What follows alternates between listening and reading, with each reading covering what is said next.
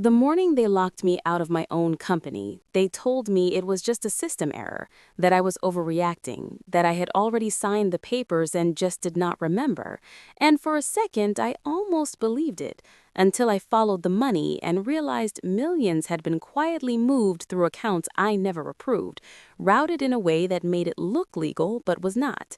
And that was when I filed the federal complaint, because this was no longer just betrayal, this was fraud. And at 6:12 a.m. 3 weeks later, agents walked into the office with a warrant, and by the time it was over, one of them was already looking at prison time. And the part they never expected was that the person they tried to erase was the one who built the case against them, and that was my revenge. Chapter 1. I'm Seraphine, and for 17 years, I built the systems that made our company work, even if most people thought it all belonged to my husband. I remember the moments things shifted, not because it was loud, but because it was too quiet. Adrian was in the kitchen, standing near the counter with his phone low against his ear. His voice was softer than usual, slower, like he was choosing every word. There was a warmth in it that did not belong to me anymore. I did not walk in. I stayed in the hallway, just out of sight, close enough to hear one sentence. "Don't worry, I'll handle it. She won't even know." She. Not my name. I stepped back without making a sound and went into my office. I sat down, hands flat on the desk, staring at nothing for a moment longer than I should have. The sentence stayed with me, repeating quietly, "She won't even know." That night, Adrian acted exactly like himself, relaxed, confident, talking through a new development, a deal that was moving faster than expected, a few names I did not recognize. I nodded in the right places. I smiled when I needed to. I poured him another glass of wine. But I was not listening. For the first time in years, I was paying attention to what did not fit. The next morning, I logged into our internal financial system, not because I had proof of anything, but because something felt off, and I have learned to trust that instinct. I did not search for anything specific, I just started reviewing entries. It showed up faster than I expected. A charge that should not have been there, not large enough to trigger a review, not sloppy enough to look like a mistake, just wrong in a quiet, technical way. It was categorized as a consulting expense, routed through one of our smaller holding accounts, then folded back into a development line that did not match the timeline. Most people would have missed it. I did not. I opened the attached file. It was labeled as a routine property review, but the address did not belong to any active project we had approved, and there was a name on it, Leela Hart. I had never heard of her. I did not react. I saved the file and closed it. 2 days later, her name showed up again, this time in a calendar entry that had not gone through our main system. It was buried in a secondary log, one that only existed because I had insisted on redundant tracking years ago. The meeting was marked as a site visit.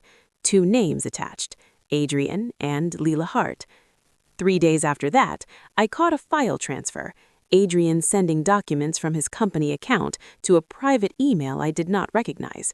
No alert, no flag, just quiet enough to pass. I copied the timestamp. I started keeping notes. Dates, amounts, names, patterns. Nothing dramatic, just a record, clean and structured, the way I've always worked. I did not confront him. I did not need to. By the end of the week, the pattern was clear. This was not a mistake. It was not a one-time lapse. This was deliberate. Small, controlled decisions layered over time, money moving through places it should not, meetings happening just outside visibility, information slipping through channels that were never meant to be used that way. It was careful, but not careful enough. I built the systems he was now trying to hide inside. Every account, every approval layer, every safeguard that kept things from breaking. I knew how money moved through this company because I designed the path myself, and now I was looking at something growing inside it, quiet, controlled, hidden in plain sight.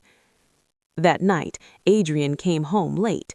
He dropped his keys on the counter, loosened his tie, and rested his hand on my shoulder like nothing had changed. "Everything okay?" I looked at him and smiled. "Of course." He nodded, satisfied with that answer, already moving on. He did not look twice. He did not question anything. That was when it became obvious. Not what he was doing, but what he believed. He thought I was not paying attention. He thought I was still standing where I had always been. I opened my laptop again after he left the room and pulled up the notes I had started. Leela Hart appeared 3 times. Money, meeting, documents. I ran a quick check on her license. Active real estate agent, which meant she was not just assisting, she was involved. I leaned back in my chair and let that settle. 17 years. That was how long it took to build everything. The company, the structure, the trust investors placed in us, the way money moved cleanly, predictably, without drawing attention. And now I was looking at a version of it that had been twisted just enough to serve someone else. I did not feel panic. I did not feel anger. What I felt was clarity. I opened the transaction history again and mapped it properly this time. Not just what happened, but when. What else happened around it? Who had access? Who signed off? The pattern tightened. Late approvals, secondary routing, limited visibility. It was smart, just not smart enough. From the living room, I could hear Adrian laughing at something on television, completely at ease, completely sure that whatever he was building would stay hidden. I listened for a moment. Then I looked back at my screen. If he thought I would never know, then he never really understood me. I was not just part of this company.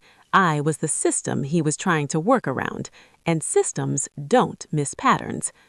I closed my laptop slowly and sat there, letting the quiet settle back into place. I did not say anything, because by then, I was not wondering if something was wrong.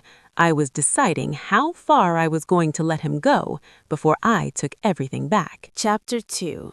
I stayed quiet through the rest of the dinner, but my focus had shifted. It was no longer about the investors, or the polite laughter, or the version of success Adrian was selling across the table. I was watching patterns now, not people. Lila stepped in before Adrian even finished his sentences.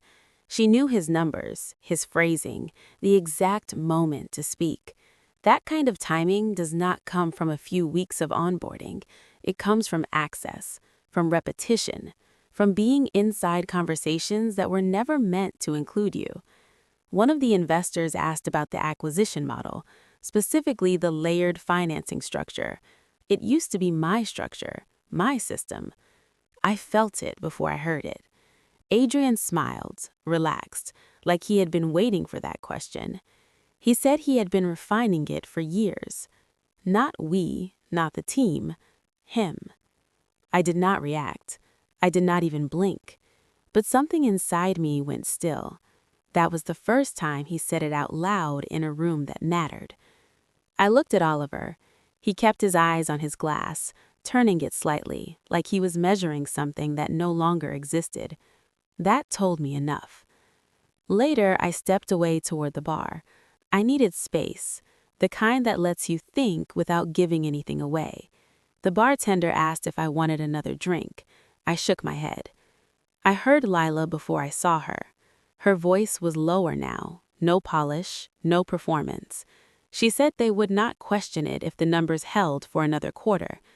Adrian answered without hesitation. He said it would not matter by then.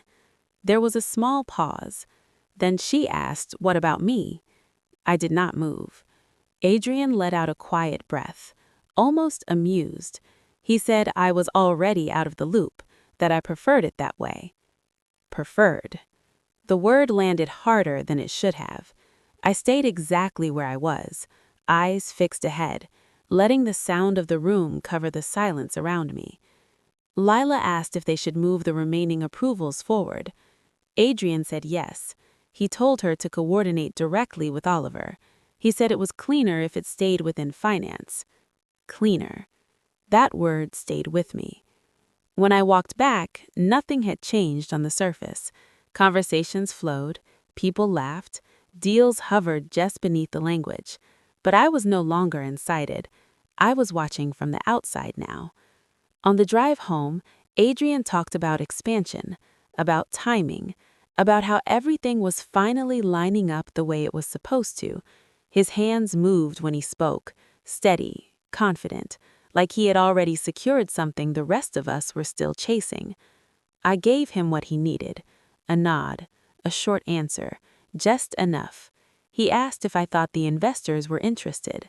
I said they were. He smiled, satisfied. Then he stopped asking.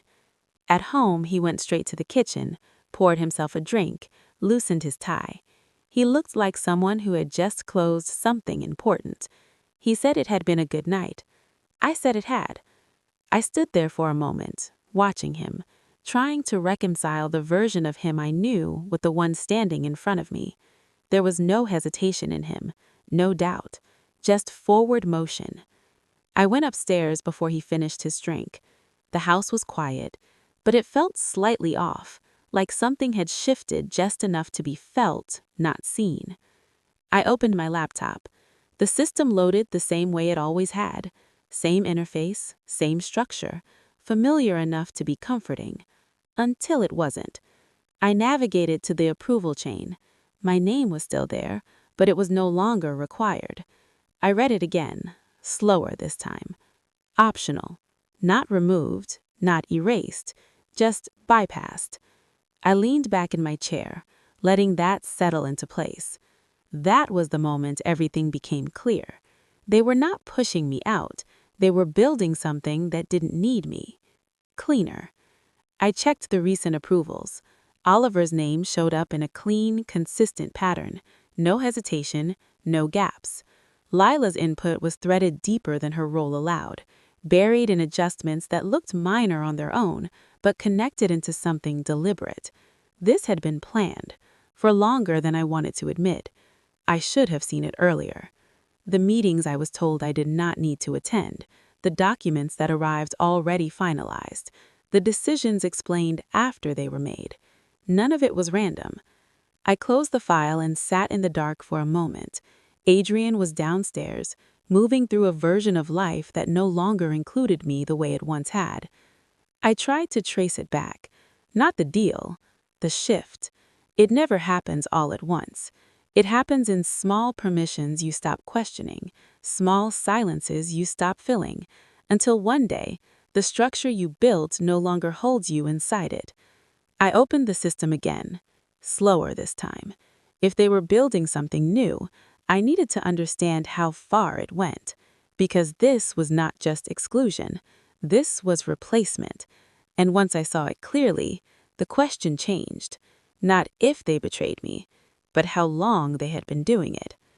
The screen dimmed slightly as I kept looking. A notification flickered in the corner, something I would have ignored on any other night. A document update. I clicked it without thinking. It was a revised internal distribution list for executive reporting. Short, clean, final. I scanned the names once, then again. My name was gone. No explanation, no transition. Just removed. For a second, I felt it. Not anger, not yet. Something sharper. A kind of quiet that settles in your chest when something you trusted collapses without warning. 8 years. That was how long it took to build something they could erase in a line. I closed the file. This time, I did not reopen it. They thought I was already outside. They thought I preferred it that way. I sat there for a moment longer, letting that version of me settle into place. Then I stood, turned off the light, and left the room exactly as it was. Because if they wanted me quiet, unseen, already gone, then I was going to let them believe it.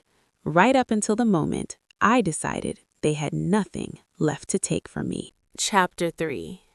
I stepped back just enough to disappear without making it obvious. At first, no one questioned it. I stopped arriving early, I spoke less in meetings. When something came my way, I gave a clean answer and nothing extra. No push, no resistance. Adrian did not ask why. If anything, he seemed relieved. That was the first confirmation I needed. The less I showed up, the more comfortable they became. So I let them have it. I watched the calendar fill with meetings I was no longer invited to. Late-night emails moved faster without my name on them. Decisions closed before I even knew they were open. A month ago, I might have called it efficiency. Now I saw the pattern. And once you see it, you cannot unsee it. I made one call. Marcus had been my attorney from the beginning. He knew every layer of the company because we built it together, line by line, clause by clause. He picked up on the second ring. "Seraphine, this is not a casual call." "No," I said, "it is not." A beat of silence. "What do you need?" "I want the original ownership structure. Everything, no summaries." Another pause.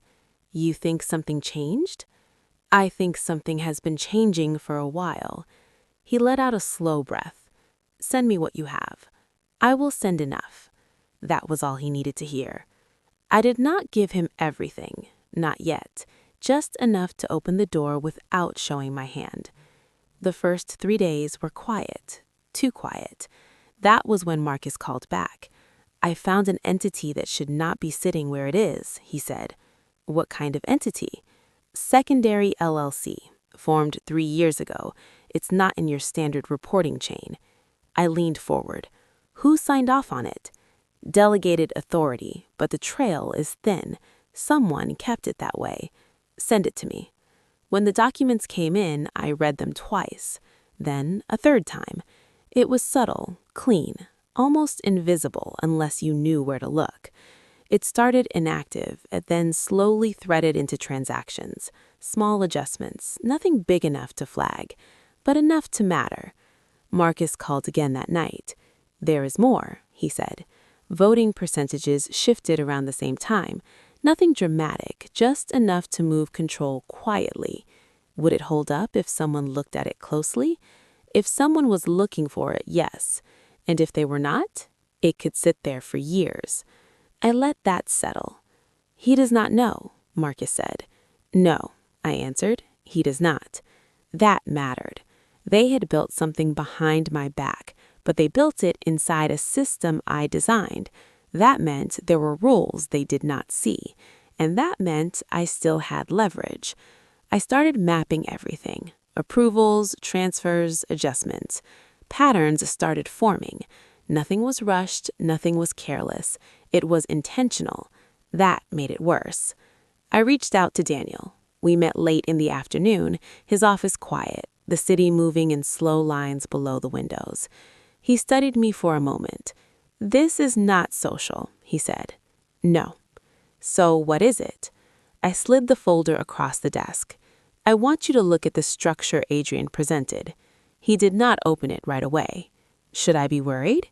I would be paying attention. That was enough. He opened it and started reading. I watched his expression shift. Not fast, not dramatic, just enough. After a few minutes, he looked up.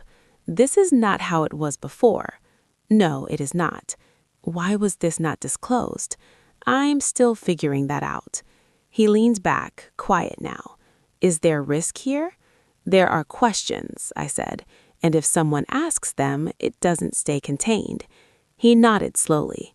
"I will review this properly." "Do that." I left without pushing. 3 days later, he called.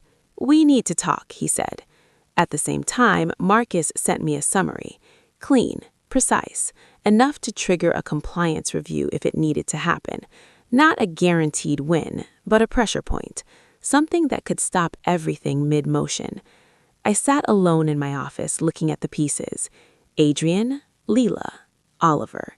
They were not careless. They were confident. They thought I had stepped away, that I was no longer looking. That was their mistake. I did not move. I let the week continue. I watched Adrian prepare for the announcement at the end of the week. I listened to how he spoke about it, like it was already done, already secured. Leela moved differently now. People deferred to her without thinking. She didn't check with me. She didn't need to. Oliver kept everything smooth, numbers clean, no friction on the surface. From the outside, it worked. From where I stood, it was starting to stretch. One night, I stayed late.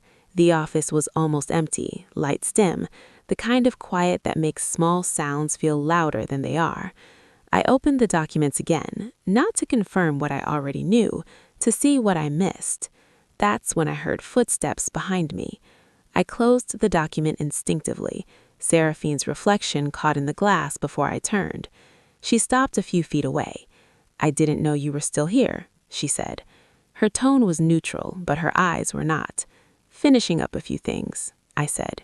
She nodded slowly. "You've been quiet lately." "I've been busy." Another pause. For what it's worth, Adrian thinks things are running smoother this way. There it was. Not an accident, not a slip. A message. I held her gaze for a second. "I'm sure he does." She watched me a moment longer, like she was trying to read something that wasn't there anymore. Then she smiled, small, controlled. "Good night, Seraphine." "Good night." I waited until her footsteps faded before I opened the file again. And there it was, the clause. One I had insisted on years ago. If a managing partner breached fiduciary duty, certain controls could shift under review. I read it slowly, then again. This was not just a flaw, it was a lever. I leaned back, feeling my pulse pick up for the first time in weeks. Not from fear, from clarity. They had built their version of control on top of something they did not understand. And now I could see the whole board, every move they made, every move they were about to make. I closed the file, careful, deliberate. I was not going to stop them, not yet. I needed them comfortable. I needed them certain. I needed them to believe they had already won, because the longer they believed that, the easier it would be to take everything back. Chapter 4.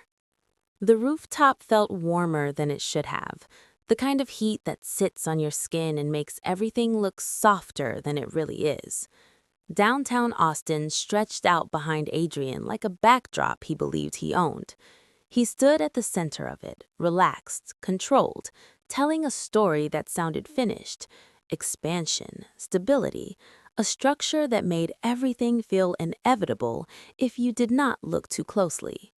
I stayed behind the crowd, close enough to hear him, far enough to not be part of it. He moved through his presentation like he had done it 100 times. No hesitation, no cracks, just confidence. People believed him. That was the part that used to bother me. Not anymore. When he finished, the applause came quickly. Glasses lifted. Conversations started before the sound even faded. Then the first phone buzzed. It was small, easy to ignore, until it was not. Another buzz, then another, a ripple moving through the room, subtle but unmistakable. I watched it spread. Adrian checked his phone, just for a second. That was all it took. The shift hit him before he could hide it. His expression tightened, barely, but enough. Marcus moved before anyone asked him to. Calm, direct. He stepped into the center of the board members like he had been waiting for this exact moment. Daniel followed, his voice steady, controlled. "What is this?" one of the investors asked. Marcus did not hesitate. "It is a formal request for immediate review based on potential fiduciary breach." The words landed harder than the music playing behind us. Adrian stepped down from the stage, still holding himself together, still trying to keep the moment from slipping. "This is unnecessary," he said. Daniel looked at him. "We will decide that after we review it." Phones were out now, messages moving, quiet conversations turning sharper. Oliver was pulled aside near the bar, two investors speaking to him at once. "This structure," one of them said, "explain it." Oliver tried to answer, but his voice did not carry the same certainty. "It is standard," he said. "It does not look standard." He did not have a better response. Lila stayed close to Adrian until her phone lit up. She glanced down, then froze. Just for a second. "What is it?" Adrian asked. She lowered her voice. "They flagged my license." "For what?" "It says pending investigation." Adrian's jaw tightened. "That is a mistake." Lila did not answer. Marcus placed the documents in front of the board. These entities were not properly disclosed. Voting control has shifted without full visibility. Adrian stepped forward. You are taking this out of context. Marcus did not raise his voice. Then give us the context. There was a pause, a real one. No easy answer waiting to fill it. Daniel turned to the investors. We are placing a temporary hold on funding until this is resolved. The word hold moved through the room like a quiet shock. Adrian reacted immediately. You cannot do that. We can, Daniel said, and we are. That was the moment everything broke. Not loudly, but completely. The story Adrian had been telling no longer held. People stopped looking at him for direction. They started looking at the risk, at the exposure, at each other. Adrian turned then and found me. What did you do? He said. I met his eyes. I didn't do anything. His voice dropped. You started this. I let it happen. That landed harder than anything else, because it was true. Around us, everything kept moving. A bank representative stepped aside with Daniel. We are initiating a temporary hold on the primary account tied to this structure, he said. Effective tonight. Adrian shook his head. This is not final. It does not need to be, Daniel replied. It just needs to stop. Oliver tried again. This can be clarified. Then clarify it, someone said. He could not in a way that fixed it. Lila stepped back, just slightly, enough to separate herself, enough to show she understood what was happening. Adrian moved closer to me, his voice low now, controlled but strained. You are blowing up everything we built. I shook my head. No? His eyes searched mine like he still believed there was something to recover. You're making a mistake. I held his gaze. No, I said. You did that when you thought I wasn't paying attention.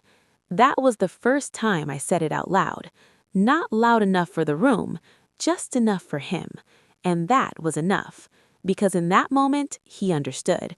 Not everything, but enough.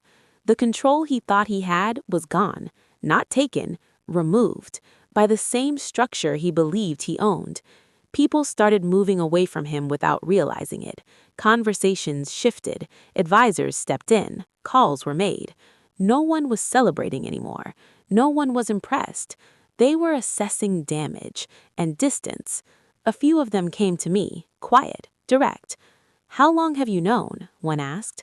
Long enough, I said. That was all they needed. Across the rooftop, Adrian stood still for a moment, like he was trying to find where the sensor had gone. It was no longer under him. It hadn't been for a while. He just didn't see it.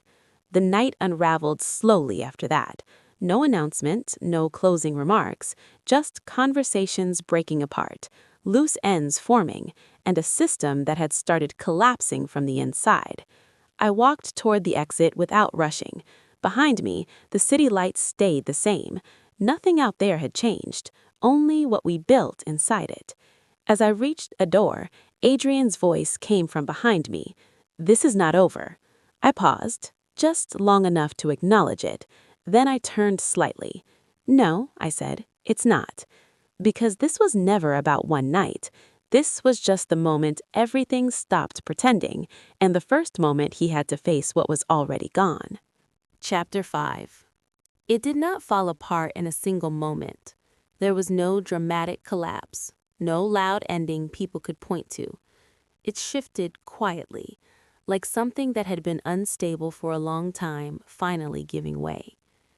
About 3 months later, everything settled into place. Not quickly, not cleanly, but precisely. The first visible change came in the way people spoke to Ethan, or more accurately, the way they stopped. Conversations shortened, decisions stalled, questions that used to be directed to him started going around him. Nothing official, nothing anyone could call out, but the pattern was there. I remember the morning his access was restricted. He walked into a conference room for a scheduled investor call, tapped his badge against the panel, and nothing happened. He tried again, slower this time, like the system might correct itself if he gave it a second chance. It did not. Someone from operations opened the door from the inside without saying much, just a polite smile, the kind that does not reach the eyes. He stepped in, but the room had already moved on without him. That was the first moment I knew it was irreversible. After that, the structure closed in around him. The board requested additional oversight, legal initiated a review, external auditors were brought in. Each step looked reasonable on its own. Together, they removed any space he had left to maneuver. By the time the formal vote happened, it felt like paperwork catching up to reality. He was removed without resistance. People thanked him, they always do, for leadership, for vision, for everything he had built. It sounded respectful, but it was empty in the way those statements are always were when the decision has already been made. His name disappeared from the company's site within a week. No announcement, no explanation, just gone. Caleb left before anything could attach itself to him. He framed it as a transition, a new opportunity, something vague enough to avoid questions. But in our industry, absence speaks louder than any statement. Calls stopped getting returned, invitations stopped coming. I heard from someone who ran into him at a networking event a few weeks later. He was standing near the bar, checking his phone more than talking, like he was waiting for something that never arrived. That is how reputations fade, not with noise, but with distance. Monica lasted the longest. Her case unfolded differently. It was not a single violation that ended it, but a pattern that could not be ignored once someone started looking closely. Small inconsistencies, procedural shortcuts, things that might have passed unnoticed before. But once they were connected, they told a story, and that story had consequences. When the review board issued their decision, it was brief, clinical, final. Her license was suspended pending further investigation, which in practice meant it was over. I read it on a quiet afternoon, sitting at my desk, the same way I used to review documents late at night when no one else bothered to check the details. I did not feel what I thought I would. There was no rush, no sense of victory, just a kind of stillness. Everything had moved back into alignment. I did not win in the way people expect. There was no stage, no statement, no moment where I corrected the narrative they had built around me. I didn't need to. The company was mine again in the only way that mattered. We rebuilt it carefully. New leadership chosen for how they worked, not how they presented.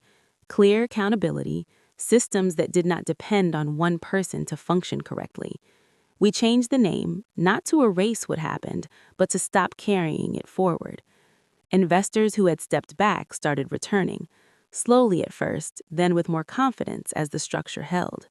New partners came in, asking better questions, listening longer before making decisions. For the first time in years, I was not fixing someone else's mistakes. I was building something that could stand on its own. One evening, I stayed late after everyone else had left. The office was quiet in a way it had not been before. Not tense, not fragile, just quiet. I walked past the conference room where Ethan used to sit at the head of the table. The chair was different now. The room felt different too, like it no longer belonged to one person. That mattered more than anything else. Later, as I was packing up, one of the newer partners stopped by. He hesitated before speaking, like he wasn't sure if the question was appropriate. "How did you know something was wrong before anyone else said anything?" I thought about it for a second. "I didn't know," I said. "I just noticed when things stopped making sense, and I didn't ignore it." He nodded, like that answered more than I actually said. Maybe it did. What I've learned is that clarity is rarely loud. It doesn't announce itself. It shows up in small inconsistencies, in moments that feel slightly off, in patterns that don't quite hold. Most people see it and look away. I did not. I never set out to destroy Ethan. I didn't have to. All I did was make sure the truth had somewhere to exist where it couldn't be buried or rewritten. Once that happens, systems tend to correct themselves. That's the part people underestimate. They think revenge needs to be aggressive, visible, and undeniable. But the most effective kind is quiet. It doesn't force anything. It just removes the protection that should not have been there in the first place. There are moments now, usually at the end of the day, when everything has settled, when I think about how close I came to walking away. If I had left when it first felt wrong, none of this would have happened. They would have kept everything, and I would have convinced myself it wasn't worth the fight. That's how it happens for most people, not because they're not capable, but because they leave too early. If you've ever been underestimated, talked over, or made to feel like you were the one who didn't understand what was happening, then you already know how easy it is to doubt yourself. You also know what it costs when you do. You don't need to be louder. You don't need to prove anything to people who are invested in not seeing you clearly. You just need to pay attention and stay long enough to understand what's actually happening. If this felt familiar, I want you to tell me where it happened for you, or just say, I see it now. Because once you see it, you don't go back. And once you stop ignoring it, everything changes. I didn't take anything from him. He just couldn't keep what was never his. If this story meant something to you, stay with me, share your thoughts below, and follow along for more stories that might feel a little closer to your own.